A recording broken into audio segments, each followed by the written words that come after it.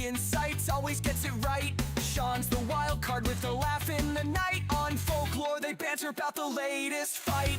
Folklore podcast, stories non-stop, entertainment, gossip, and tech's new crop. Loud opinions, like a punk rock bop.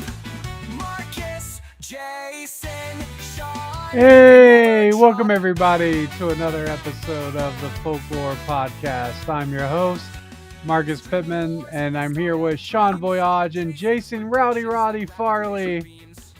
How's it going, guys? Let's go. Ready to go. All right. You look like you're in a comfortable hotel room. I am in a comfortable hotel room, or semi-comfortable hotel. Is it a Comfort Inn? It is not a Comfort Inn. It's called like the 116 or something, or 118 or something like that. It's it's not doesn't really have a name. Wow. Now I don't want to dox you, but can you give us a general part of the world you're in? I am on the northern hemisphere. Okay. I'm out in the Seattle area, the Seattle, Bellevue, Tacoma, that sort of area. Out here helping a elementary school get launched. Here we go. That is awesome. Okay. I'd love to hear more about your hotel room. So is it got that like weird AC musty smell, or is it pretty clean?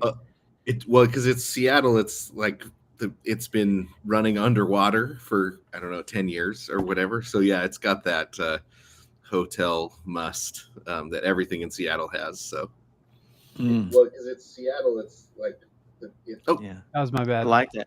No, I thought that was your good. I liked it. I was like, echo. Nice. That was nice. I liked that effect. So tell us about Rowdy Roddy real quick. Sorry, I just gotta know. Do you guys remember Rowdy Roddy Piper, the WWF wrestler from the 80s?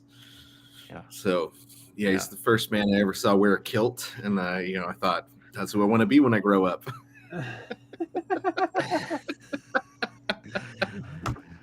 Oh my goodness! Just a man in a kilt. Just a man in his kilt, riding an alligator. That's all I ever wanted to be.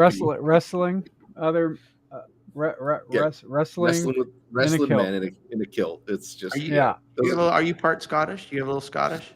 I have some Scottish, yeah, and me too. My dad was very Scottish, so that's great. Well, pinched every share penny that. like a good Scot. Good Scotsman. We got to do a trip to Edinburgh at some point. When we're just we got some free time. We do. We'll do that. Our fearless leader. I've been to Dublin, Ireland. It's fantastic. Yeah, have how you was guys that? been When to- did you go? have you been there? I still haven't been. When did you go? I went maybe in 2018, probably around that. I think that time. It was fantastic. It was awesome, man. We were at this Airbnb that was right above a bar district in Dublin, and Nice. it was like I think we still had jet lag, so we're like wide awake. We woke up at like 3 a.m. We're wide awake. And there's just like bar fights right underneath our Airbnb, like right on the street. You look out the window and there's just Irishmen yelling, and it was awesome. It was the whole Irish everything you experience. want Ireland to be. Yeah, of course. Yeah, absolutely. Yeah, it was great. No, it was really it's a really great place. Really cool to see. We took a tour of the Guinness factory and the 9,000-year lease that Arthur Guinness wrote for St. James's Gate and the water rights there is incredible. It's just a beautiful place, man. It's I really want to go back sometime. Man, I think that'd be a fun trip for the three of us. I could see the three of us hanging in Dublin. I'm down. Wait, what is this? What is this? From Korea. Are you in Korea? Which one? Which one? I think Victor asked the same question: South or North? If he was in North, it could have been a cry for help. Come get me. I'm in a North Korean prison, and all they let me have was. That's fantastic, ex. Tim. I'd love to hear more about it and what you're doing out there. It's amazing. Tim Ingle, by the way, is the creator of Barely Biblical, one of my absolute favorite shows on Lore TV. And if you like to see the violence of the Old Testament stories, but told by teddy bears, that's the show for you. It's really great, really funny, and really incredible animation. So, hi Tim, from America. Yeah, he's I don't know. He better not tell me he's just there to see like a K-pop band. Oh, he's there for the K-pop Demons Netflix premiere. Demon Hunter. K-pop Demon Hunters. Demon Hunters, yeah. He's there for the K-pop Demon Hunters. I think it's like a Comic-Con, but different that he's out there for. Yeah. Since I already admitted that I want to wear a kilt, I think I can. It's also safe to admit that I enjoyed K-pop Demon Hunters. I now want to watch it. You know, it's like it's one of their most streamed shows ever now. I mean, it's become a gigantic mega hit. Because it's really good. Is it really good? Is it? It's really good. It is really good. I laughed at the title. What is the premise of it? Is I it wish I would K-pop have thought Demon of Hunters? That. It is. That's the log line. It's K-pop Demon Hunters, and it's they're demon hunters that go undercover as a K-pop band and also have big hits as a K-pop band while hunting demons, and it's really a fantastic. Wow, I mean that's genius. That almost sounds like it's like a Chat GPT. Like, hey, come up with an idea and that's what they got. I wish I would have thought of the idea because it's really brilliant. Wow. I wonder what the is that show done out of Korea? I'd imagine like all animation almost is, but you got to look that up. I'd have to look it up. We need a study episode. Next episode, we look really smart when we're talking K-pop Demon Hunters. Yeah, we do. Wow. I don't know. I don't know if anything's ever going to beat the Powerpuff Girls for me, but I'm open-minded. Big shout out to Jeff Houghton. He is in the mix. What's up, Jeff? But by the way, I hear some music. Ladies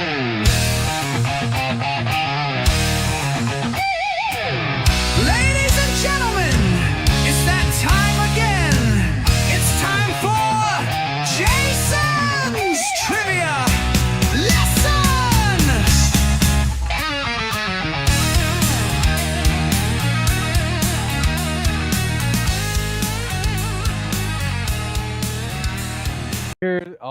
Here's the time of the show where Jason has a trivia lesson for us. So, all right, I'm excited about this one. Oh, good. This one was fun. So I was reading on something else.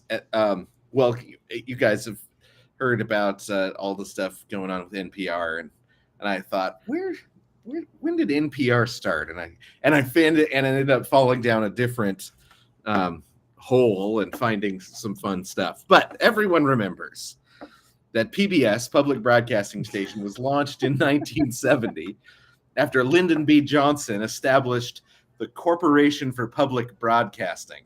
And what I learned, this was the exciting part, was that President Johnson was going to bring in his Great Society through government-established corporate partners. And I thought, hey, that's technically fascism. Shocker. I asked ChatGPT if it was fascism. It's like, well, it is the same thing as fascism, but I'm not interested in calling it fascism. So, what does it even mean? I don't know. Okay. There was opposition. There was opposition to the establishment of PBS from conservatives, especially Nixon, because the government establishing television stations sounded what he's suspiciously like preparing avenues for future propaganda, which made me like Nixon even more. But there was the promise from large donations from two globalist organizations, Ford Foundation and Carnegie Corporation, and that was what got the government partner corporations over the line so that they could get established. Was two global. This is why we call it the Jason's Trivia Lesson. My favorite part was how he started this out by "Everybody remembers." Everybody, oh, for sure, We all remember hands this. down. Right, That's so from the beginning, there were two globalist foundations that funded PBS and NPR. So when PBS launched, it launched with 3 original shows. What were those shows? oh my gosh! Wow, I learned so much. I don't even know what the trivia question is. I don't I think. know it has I'm nothing more- to do with fascism or globalism. I'm more interested in Jason's disdain for PBS Yeah, me and too. the history of it than I am the answer. I'll take what is the definition of fascism for 200? Oh, I what was couldn't it?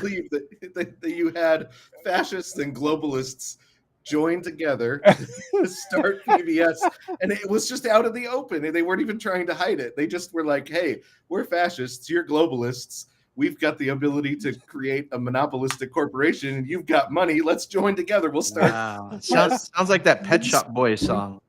You've got the brains, I got the. Let's make And lots of. I would just like to add that might have been the first time, but it wasn't the last time they Yeah, started it wasn't. globalist fascist media organizations. Yeah, Wow. it's true. So And they said the got- quiet parts out loud.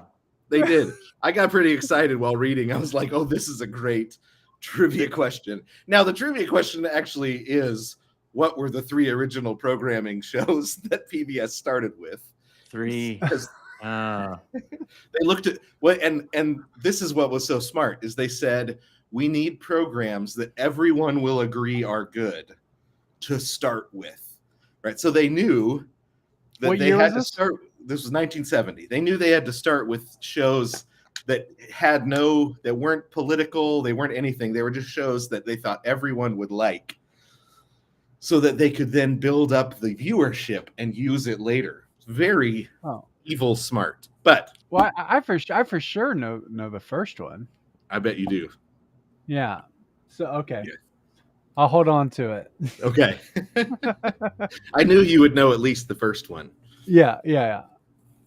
Okay. That wait a minute. It's PBS or NPR? It's PBS, right? PBS. It's PBS. Okay. But the same globalist organizations funded both at the same time. Which, Well, less of a surprise. I think I know one of the 3. Should I try? I don't want to spoil it because we do have a lot of people that are lining up for the answer. But should I give it a try? Yes. Sesame Reich.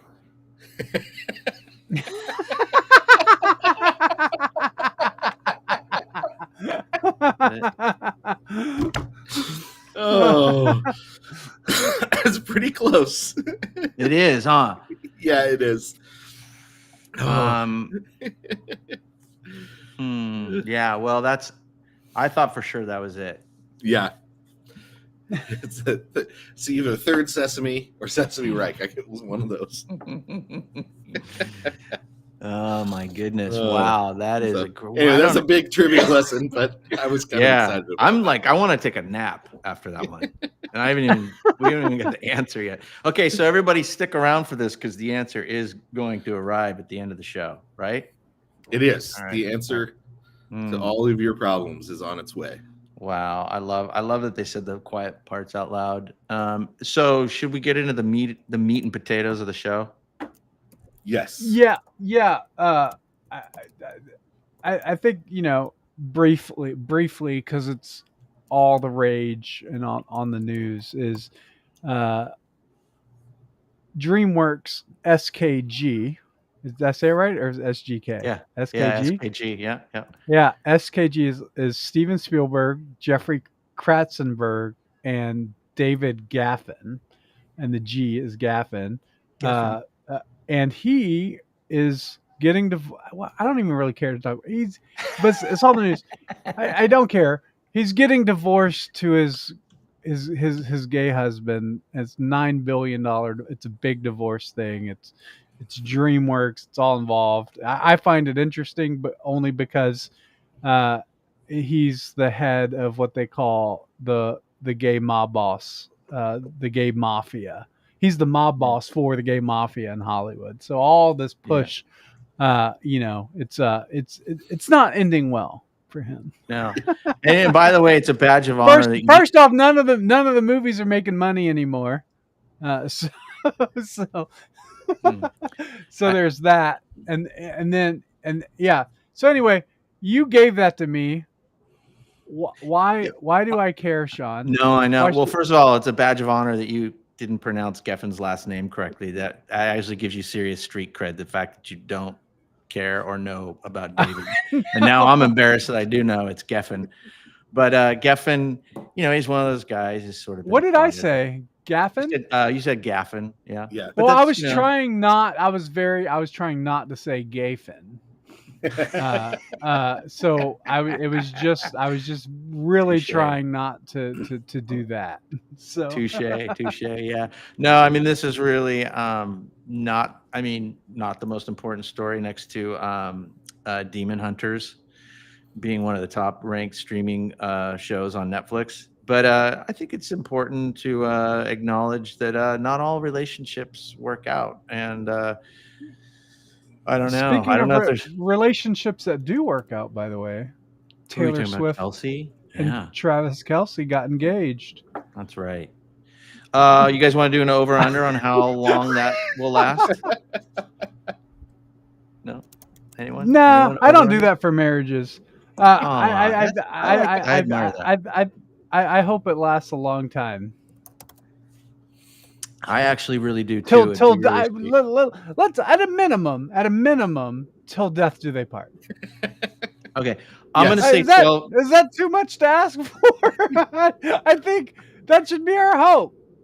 Yeah, that should be our hope. I hope we never have another Taylor Swift breakup song. That's what I want. Oh, it is going to totally change the songwriting. But I mean, that well ran dry. I don't know how many breakup songs you can write. But if they do break up, it's going to be the longest extended mix breakup song you've ever heard in your life. Yeah. It's. I did tell my wife though that their marriage song is going to be the most danced to song probably in history, at least since Celebrate Good Times or the Electric Slide or We Are Family or We Are Family. Yeah. No, we congratulate Taylor and Travis. We wish you guys the best, and it's big news for us at Lord TV. We actually took a holiday for it. We're going to take Monday off just for it. Yeah. just so we can read all the tweets. Yeah, because there are a lot of tweets to read. I did finally listen to that full podcast they did a couple weeks ago, which, by the way, really poor cross scheduling. They did that podcast right in the middle of ours, which I thought was a little insulting that they did that, but could not believe it. Yeah. They call that in the business counter programming. I just call it counterintuitive. I did not watch the podcast. However, for some reason, just because of how the algorithm works, and if you click on one thing, you get other things. It was like days of just clues from stuff behind the wall. Like everybody was thinking that like everything's 4D chess, everything's this move. And I was like really impressed by the level and detail that people think Taylor Swift has. Why is the Super Bowl halftime? Why is the Super Bowl trophy on its side? It's like all this sort of stuff. I was like, what is going on? Is she playing the halftime show? Is there?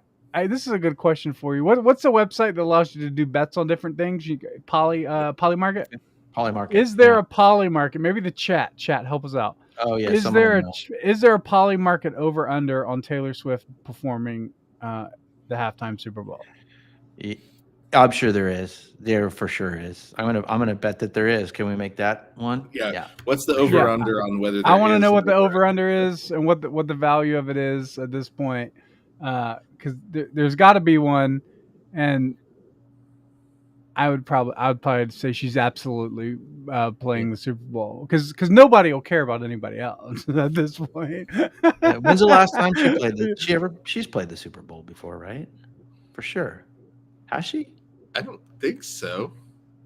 But Man, I don't even know if they would allow her. She's the wrong color. Would they even allow her? Well, she's a because woman, everything is pink. That's true. yeah. That's true. Well, I would love to see that. I might even tune in this time, but I'm more of like a curling guy. I like to watch the curling championships. Anyways, what other news is there? Paramount. Did you guys hear about Paramount? I did hear about Paramount. I did hear it. By the way, I pulled it up on Polymarket. Oh, okay. Yeah, what is it? Oh, it is about? No, that was 2024. Oh. I simultaneously felt bad for all of the employees that are getting axed and Yes. thought, but yeah, Yes. that makes sense. Yeah. If they didn't see that, I'm sure a lot of them have been looking for something else because they saw it coming, and that's how math works. When there's no money coming in, you can't keep paying it out. So wait, what? How's that? I don't understand. All right, I guess yeah, unless you're the government. I do have the Polymarket. Yeah. What do you got? Taylor Swift. So it's who will perform at the Super Bowl halftime show, and 65% of people say Taylor Swift, 20% Sabrina Carpenter, 16% Post Malone. So. Oh wow. And I just want to say I'm very, very disappointed that Weird Al Yankovic is not even on this list. Or Captain and Tennille. Captain and Tennille aren't on there either. It's bizarre. What kind of world are we living in? I'm telling you, man, it's Weird Al Yankovic, and Weird Al Yankovic starts doing Taylor Swift songs, polka Taylor Swift, whatever, and then Taylor Swift comes out, greatest halftime show in the world. Make me the producer. It'd be really punk rock. Yeah, and, go ahead. And not really punk rock as in punk rock music genre, but punk rock as in just like, whoa, they didn't just do Nickelback.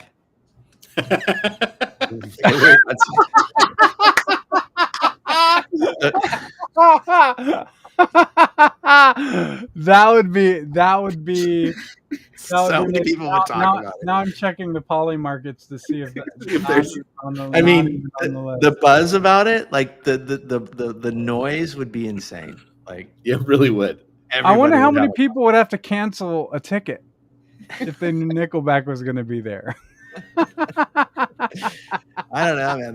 They have a Who else is like? Who else is trending right now? That's in that same wheelhouse. See if you can guess. There's a band. Just if you think the wheelhouse of Nickelback, and they are trending huge right now. Coldplay? No, think more. Even rewind the tape even a little bit more, like right around the Nickelback era. Creed? You're getting warm. You're getting super warm. Just think worst band name ever. Oh man, I don't know. Bowling for Soup. Goo Goo Dolls. Oh, Goo Goo Dolls. Goo Goo Dolls Iris is trending like nuts on Spotify. Everything. All of a sudden, it's just this thing. It's like Kate Bush is running up that hill after that stranger. Yeah. Was it on a TV show or something? I don't know. I don't know what the reason is. Wednesday, maybe. Yeah, Limp Bizkit's another. By the way, Victor, good call. That is actually, I correct myself. Goo Goo Dolls is not the worst band name ever. The worst band name ever is Limp Bizkit. That is actually the worst band. Yeah, we'll do a top 10 worst band name evers for the next. Yeah, we kind of jumped the gun for the because of the Polymarket thing, but I want to go back to the Paramount thing because this is a big deal. The Paramount is laying off 2,000 to 3,000 people. Is that what the number was that on the article I read? It's a massive amount, and you think like they just Skydance acquired Paramount CBS, and they spent $1.5 billion on South Park rights just for 5 years of streaming, and then they spent what was the other big acquisition that they just paid a lot of money for? It's $8 billion for UFC. UFC, right?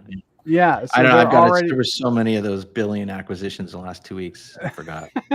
right. Yeah. Yeah. Just hey, what? It's like it's like they're running their streaming companies like the government, where it's like we just need to spend more money, and if we spend more money, that's how you'll make more money, like Yeah. cash injections. They're It's just not, doging it's it. not. That's just not. Yeah, they're not doging it. Yeah. And We'll look at also Ellison, who's running it, is Larry Ellison's son. If anyone knows anything about Larry Ellison, that's not a sweet and cuddly guy. He is a ruthless uh, corporate tycoon. So he created Sun Microsystems, right? Is that Ellison or I know Oracle? Oracle. He's Oracle. Oracle. Yeah. Okay. Yeah. So this is his offspring following in dad's footsteps, and like, hey, this is how business gets done. So no love lost, but that whole business is super inflated. I think you're going to see that across all the major media companies. There's going to be a massive wave of Well, chaos. it should be done. Yeah, it's been bloated should for be. years. Yeah. How big was the team that built your network, Sean? 3,742 people. Yeah. I mean, the truth is, We you took can a build lot of time networks. off. You took Yeah. a lot of time. The truth is, you can build networks for. You don't Yeah. have to have that huge of a team to build a network. You don't have to have that much cash in the bank. You to build don't, a yeah. network. The honest answer to that question, though, at our peak, we had about 85, and then we had shared resources within the News Corp Fox world of like accounting and legal and all that. That was at your peak. That was at your peak, though. So at the peak, yeah, really the like just dedicated staff was What were really the first only 90 days? First 90 days, 24. I- 24 people. For a 24/7 TV network, it's Yeah, incredible. for the first year, it was about 24 people. Yeah, it's incredible. Yeah. So yeah, you can do it. yeah, it can be done. And so I just think, I would say it's a smart move to get rid of that many people. Most of those guys are probably like DEI, HR people. Totally. There's like a whole like staff. 100%. Yeah. Yeah, there's So- yeah, hey, I by the way, I'm watching the chat room and I'm really enjoying this like comedic ping pong match between Victor and Ian Air. That's pretty funny. They're playing off of the Fine Young Cannibals. And then Victor responds, that name just drives me crazy. Well played, Victor. Well played, but Ian, solid serve. I don't know, man. This is great. Well, I almost want to just turn our cameras off and watch the chat room ping pong. Yeah. So I think like that with Paramount. By the way, I do have South Park news. Pretty brief. Yeah. What is it? They're going to be doing episodes every other week. So they're not doing 6 days to air anymore. Now it's 14.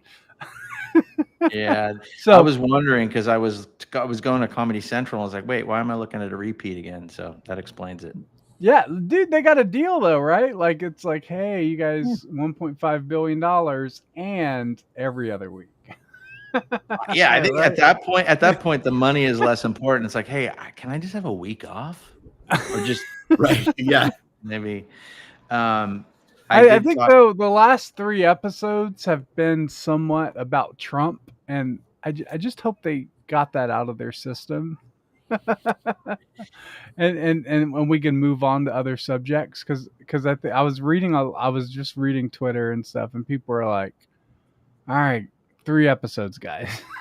Hey, you know what though? I had to say, Sir Charles Kirk brought up That episode was great. Yeah, he brought up a really good point though about that episode. I thought it was really smart. He's like, do you realize that they baked in an actual accurate Bible verse into the show? And when the character does the defense about pro-life and abortion, yeah, he does that really quick-witted argument about why is it when a pregnant woman gets murdered, it's a double homicide. And it's like, Charlie made a good point. He's like, the fact that even got in there is that's a huge win. Like, because they did it accurately. They didn't like, chop it up or try to twist it. They really presented it the way he would have done that on a college campus. And I was like, wow, I never even really thought of that. So I thought that was cool. Sir Charles Kirk, for pointing that out. Yeah, no, I think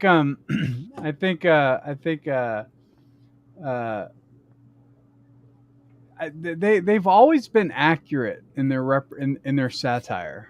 They like I don't think I've ever seen. I might not agree with the conclusions that they make with it, but the the way they build it, like the Mormon episode of South Park is phenomenally accurate, and it's crazy to think, but it's all based, and they know it pretty well because they're from Colorado and were brought up in that world. But yeah, the Scientology episode, uh, uh, y- uh, most everything they do in their satire is at least presented accurately, even if their conclusions to the satire Yeah. is wrong. That was one of the things. That was one of the things I thought that was really great about like the original Colbert Report too, and Daily Yeah, Show. Jon Stewart that's still does it true. too. The original Like ones. you disagree with the conclusions, but their comedy and what they're pointing out and the stuff that they're pointing out is true. It's grounded in some sort of truth. Whereas SNL doesn't do that. SNL will just pull these punches that are sort of like tropes, but they're not grounded in reality. They're just sort of topical tropes. Yeah. You know what I mean? Well, You know what I mean, the Jason? original Saturday Night Live did. The original, yeah, OG. The original Saturday Night Live would like when they would like cast like Clinton and stuff. Like they were exaggerations. Yeah. That people kind of already they already believed, like Clinton sleeping around, like everybody knew that, like it was like that was obvious, it was in the news, and just exaggerating that with what's true about his personality really worked. And then compare that to like an Alec Baldwin who is just like, I hate Trump and I'm going to be this angry, mean-spirited Trump impression that was actually dead on look in the mirror accurate, but it wasn't really a caricature. Right? Like it was just like a mean I agree. And you can see his disdain. His disdain for him just comes out in the character, and it just makes it non-funny. Yeah, and that none like comedy doesn't work, especially improv and sketch comedy doesn't work when you have no's. Like, right? Like you're never supposed to say no in improv and sketch comedy. It's like rule number 1. Yeah. What is it, Jason? Say it for the audience. It is yes and. Yes and. Right. Jason's our comedy Olympics instructor. Yeah, but that Trump impression that Alec Baldwin did always felt like it was just constant, like no, like like in every in the way he treated other people, and like there wasn't any there was no heart to the character that made sense. So we'll see if the new guy that did it last year, he's probably going to be continuing on. I think I read an article that he was signed on to do Trump again. We'll see if that comes through. So I have high hopes for it. But I wanted to, if you guys didn't mind, I had a promo video that we made this week that I wanted to share. Oh yeah. I'll pull it up right now. And by the way, I want the chat's reaction to this video because I'm pretty proud of it. I think it represents all the stuff that we've done with lore over the past few years really well and points to the future excellently. So I'll play it right now. Wait, what happened? 1 second. Oh, I was going to say the person who did this is awesome, but we may not be able to say their name because they did it sort of in secret. Right? Is that right? Yeah, that's right. Yeah, but they know who they are, and we're they know who they are, and they're incredible. Yeah. Incredible at what they do. And they may or may not work for another big network. So that's all I'm saying. Well, you could tell that by watching the video. You didn't have to mention it. Here we go. Ready? Ready. Who's ready to enter the danger zone? I'm a storyteller. Congratulations. Not all of us have as much leisure time as you. Here I am. Tell us how it's going to be. Just me and my unleashed creativity. I'm gonna make my own show. Got kind of some bad news. I'm now Republican. Too funny. When they start making you guys funny. The self-proclaimed Spider-Man hung 2 anti-abortion banners. I was going to be arrested. I didn't commit a crime. I need your help. We broke Dad. I was not expecting that experience. Maybe I'm different. Full speed ahead. Who is this uncircumcised fluff bag? What's circumcised? It's when you take a knife. Booker. Your next one's here in 5. I approve. Yeah. That's a phenomenal promo. Just claps all around for that. What do you think, chat? I'm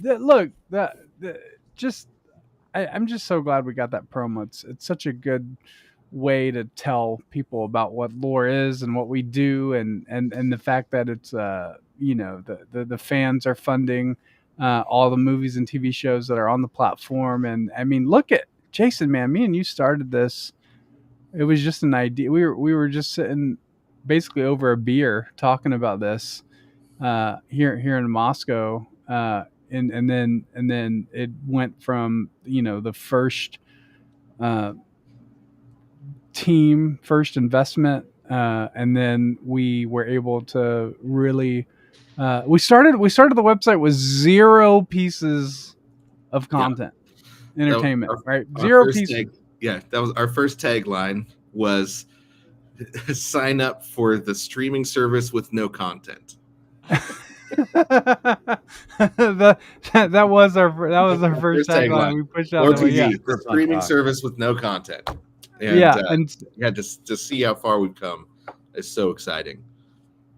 That's truly punk rock. That's a great story. Yeah, that's wait right. You write your Lauren Michaels type book, you guys, and that's going to be a good. Yeah. So we started with zero pieces of movies, or no movies, no TV shows, nothing watchable on the platform, but 2 trailers. I think it was Dark Collar and Teach All Nations, and then over time we slowly, piece by piece, episode by episode, movie by movie, and documentary, we built what we have, which is now several hours of movies and TV shows, cartoons. Florida Lee is incredible piece of art that Ethan made. There's Barely Biblical is also incredible animation work as well, and then Gothics is phenomenal, and we're just getting started. Like literally just getting started, and there's been some moves made over the past few weeks that's going to speed up that tremendously.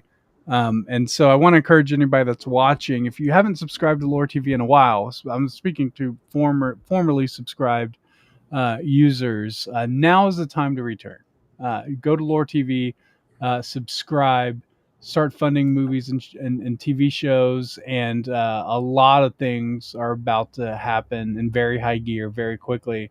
And I think all I'm gonna say is I think 2026 is going to be great. And I think a lot of and I think for sure all the people that have stuck with us, I'm really thankful to you guys, because you guys have really made it possible to be able to get to where we're about to be. So thanks to everyone for that. And look, I mean, here's the point. There is a desperate need for young artists and Gen Z and millennials to have entertainment made for them, and for those artists to be incubated and accelerated into a pipeline. And so I think the 24/7 sort of film festival that we've created on Lore TV it's going to skyrocket very soon. So what do you think, Jason? You've been on the journey the whole time, man. I have been, yeah. And one of the things I'm really excited about is the final episode of Fleur de Lis is about to go up, and that's our first show that was fully funded by the subscribers of Lore TV, start to finish, and multiple seasons, and getting to work with Ethan, who's just so brilliant, hardworking, one man production team. It's been huge. He's inspiring, and then just being able to say it's working. He's got fans that have come in and been able to pay for him to be able to make the show that he's always wanted to make, and people love it. I love it, and it's.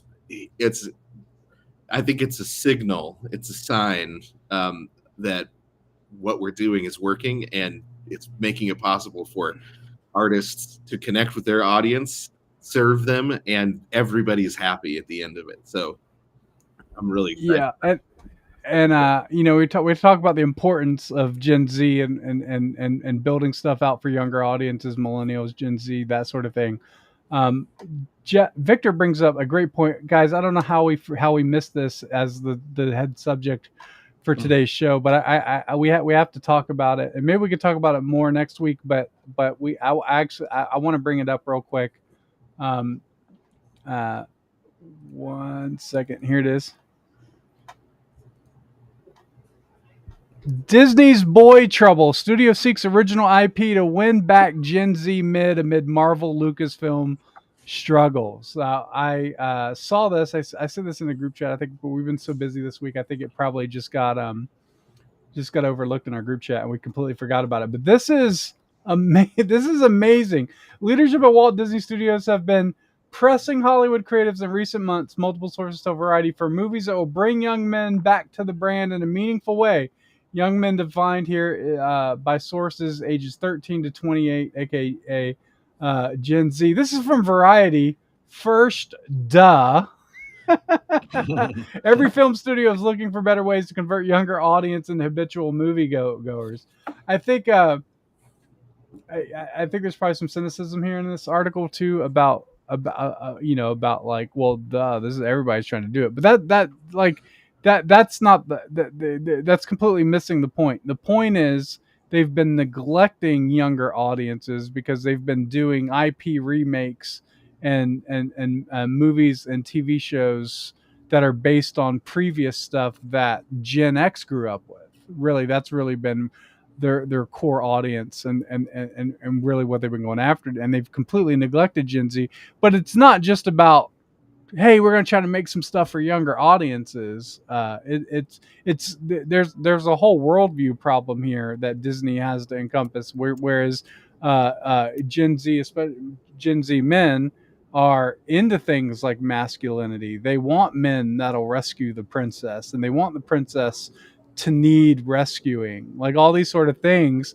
that were kind of central to the first Disney movies that have since been abandoned, especially since like Little Mermaid, right? Little Mermaid, where it's like the mermaid's gonna go and wash up on the beach naked and be seen by a guy, in defiance of her father, like that, and that sort of stuff. It's kind of strayed away from that, and then you get these, like strong female leads like Moana or something like that. Or Encanto, which is a matriarchal story, and there hasn't been any masculine.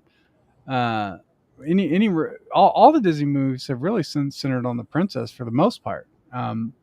So it's usually the prince comes in towards the end to do the rescue, but the whole movie is really based off the princess. So I think they're going to have to completely restructure. I would like to see a Disney animated Prince movie like that is not about the woman being rescued, but about the man doing the rescuing. But it's in the same structure. Can you even do that, Jason? Do you think like that would even be a Disney movie because it's so brand identified to being like these are the stories for young girls? Um, I mean, you could, but it'd probably feel like what was not. It wouldn't be Endgame. authentic. It wouldn't be Yeah. authentic. So, yeah, I think it. You'd have to just rethink it. Pixar was able to do it. You have Woody and Buzz. Movies like that. But yeah, they'd have to think a lot differently. Yeah, Incredibles. Is another good example of that, about the father and the home and the family and that sort of stuff, the structure. So yeah, it's gonna be interesting, and all that to say, I'm very excited that we're already ahead of the game and working towards those ends. That Disney's just now kind of realizing, hey, maybe this is a problem. So, yeah, Sean, you got any thoughts on that? No, I mean, just I think they have over feminized all characters and all storylines to the point of just circular firing range. I think the challenges for Disney is that culturally, that's what they're rooted in. I mean, they've abandoned any kind of sense of traditional storylines, masculinity, and so they're going to have to, rehire or tap into outside, creatives that do that. But I just think culturally, has anyone ever seen Leave It to Beaver? Did you guys remember that TV show? Yeah. Okay, so if I was Beaver right now, I'd be like, gee, Wally, Disney sure is super creepy. Oh, he's razzing us with all this feminist stuff. Sure makes me feel real weird inside. That's what Beaver would say.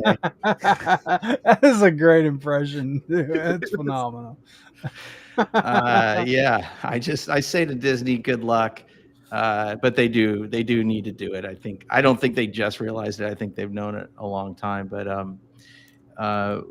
young boys and men, they need to have traditional storylines that are about strength and masculinity and being protective and all of that. And they've been told by the overlords of Hollywood and all things creative that that's a terrible thing. And it's also a terrible thing for the bottom line. And I think that is at the end of the day what's going to drive the decisions. So we'll see.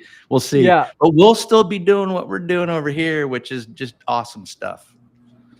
Yeah, that for sure. There's sort of this natural sort of framework in the world, in the way in which God works, in which the world is made, that sorts capitalism is this checks and balance. We saw it with Cracker Barrel. We didn't even get into Cracker Barrel, right? $700 million for a logo designed in Canva by an intern while he's on the toilet, for sure. Like, it's just unbelievable, like, that they did that, and now they're reverting back. And they're like, oh, guys, Uncle Herschel's not going anywhere. The barrel, the cracker, they're all staying on the the barrel, the logo. Yeah. It's like, But how about this? How about focus on the food, maybe? Just forget all the branding from it. Yeah, because that's kind of downhill. The one thing you guys had was the culture and the environment of the place, where people were like, like the fact that it looked like an attic was why people went to go eat there. I like, so, or a barn. And specifically, my great grandma, she lived in a barn, and we would go there to eat, and it was in a barn. And so going to Cracker Barrel, like that vibe is really important to still a lot of people in the South. I think a lot of people in the South still really want those sort of environments and places, and then they're just going, oh no, we're moving forward, we're losing all that.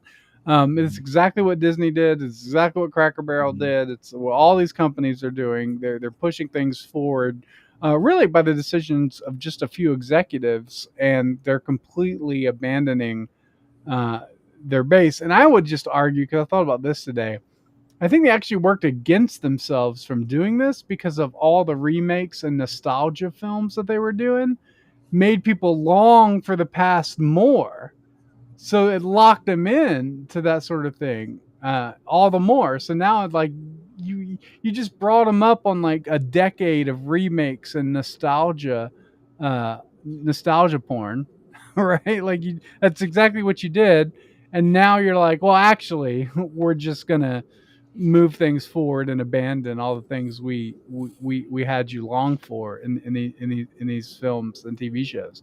And Yeah, Cracker so Barrel was like going into a Stranger Things episode. It's right. That's right. That's right.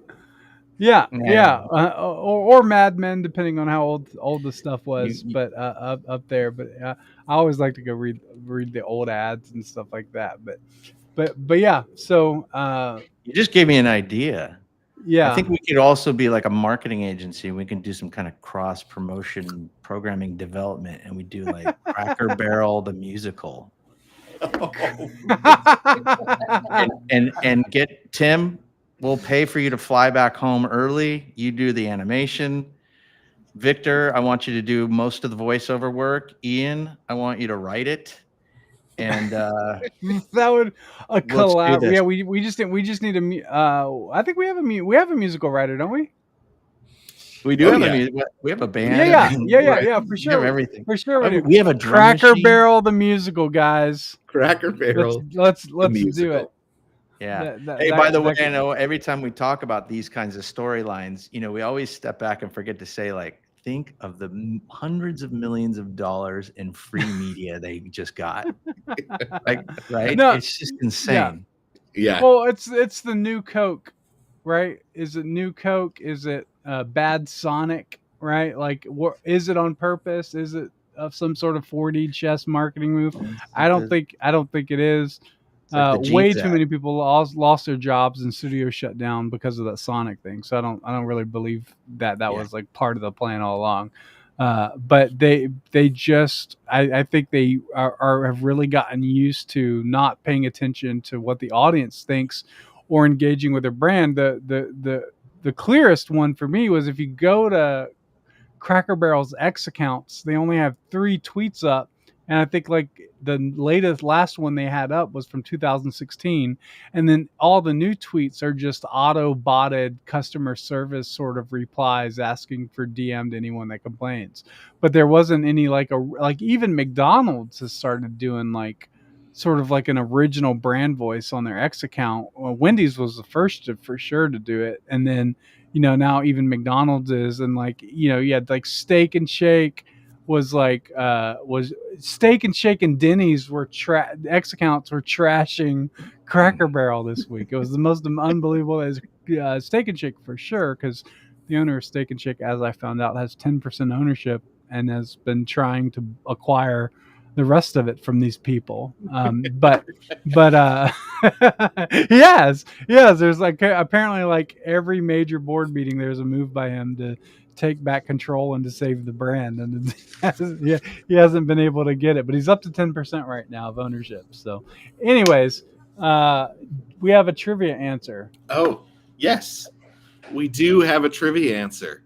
So the trivia question was what hold on, can I take a bio break?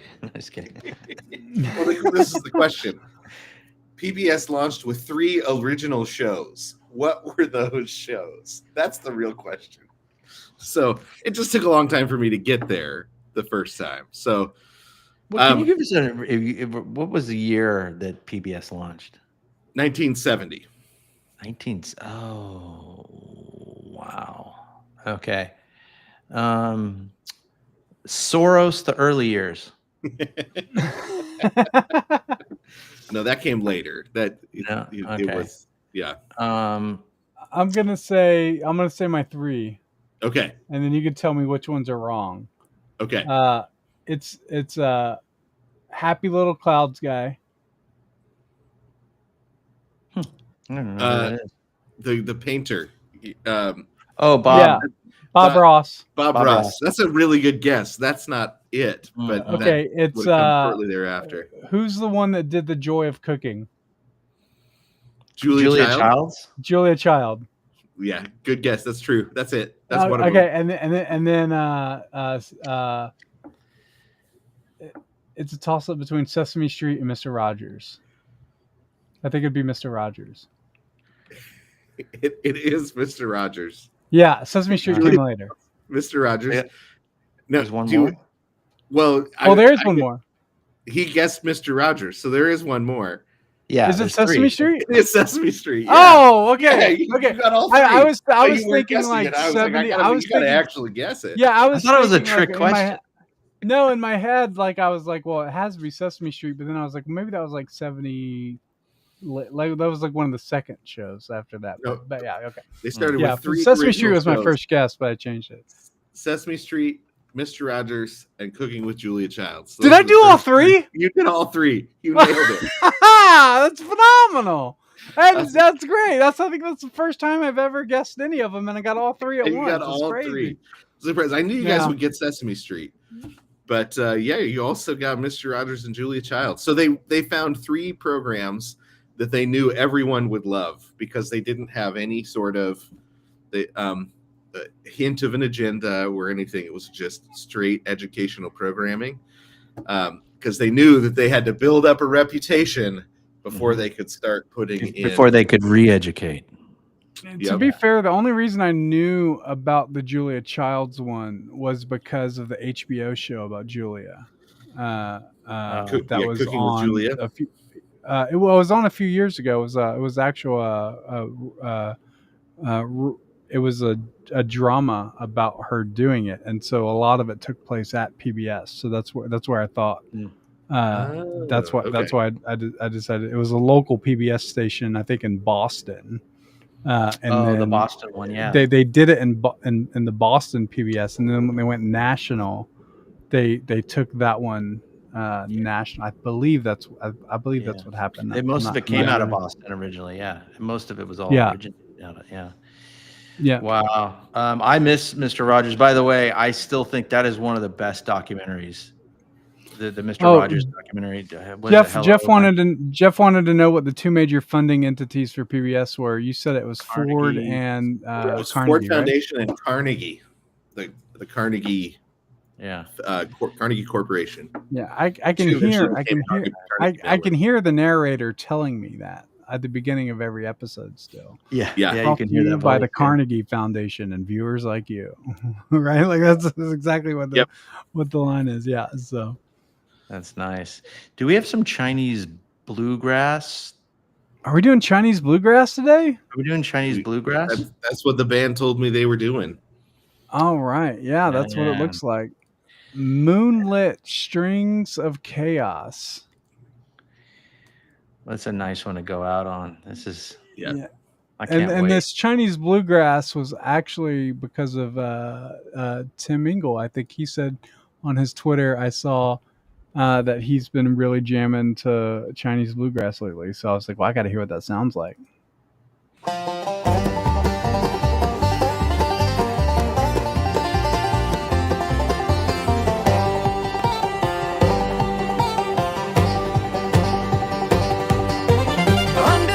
Hold up.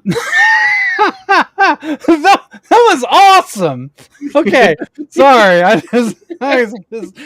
was getting really excited about that. I'm a big bluegrass guy. That is awesome. He got so excited that he hit I know. stop. That's amazing. That is great. I didn't want to ruin the rest of it. Okay. The neon skies are soul tonight. Demon shadows dance in the pale moonlight. K-pop beats echo like thunder in the hills, while banjos wail, chasing spirits for the thrill. The world's gone wild, can't you see?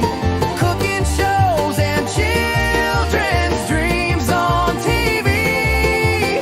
Globalists smile, pulling strings from afar, while a football champ weds a pop star.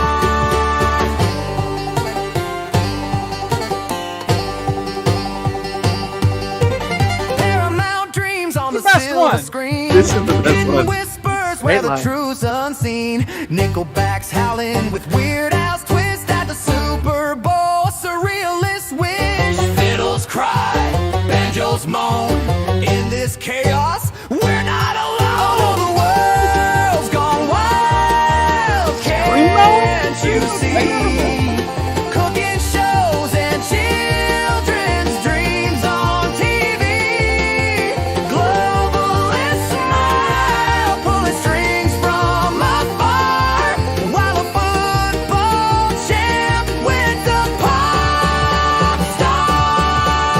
What a great finish. Wow. Golden buzzer. Jason, what's the Chinese part? I can't pick out the Chinese part. I haven't. They drumming with chopsticks. Maybe, I don't know. That's some serious banjo playing. Great song.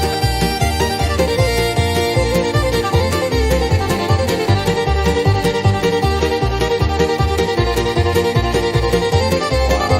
Jason, we might want to give these guys a raise. Yeah, I think so. Yeah, guys. That's a good one. Nice fade out. Idols with their perfect hair, fight demons lurking in the midnight air. Paramount visions in a swirling haze. A Nickelback chorus sets the world ablaze. That was a new line. That was. Wow. Can't you see? This continues to surprise. Shows and children's dreams on TV. Globalist This is the first time a Marcus is happy to let it keep playing out. You notice that? Usually Yeah. Well, I'm really liking this one. We're gonna do more I do really bluegrass. like it because you could tell I'm a big bluegrass fan, and that was just incredible work. See, man, genres never die. Genres never die, maybe except for disco. But but all right, guys, thanks everybody for joining the Folklore podcast. Be sure to subscribe to Lore TV. A lot of exciting things coming. A lot of major things happening very soon. Excited to announce all those sort of things, and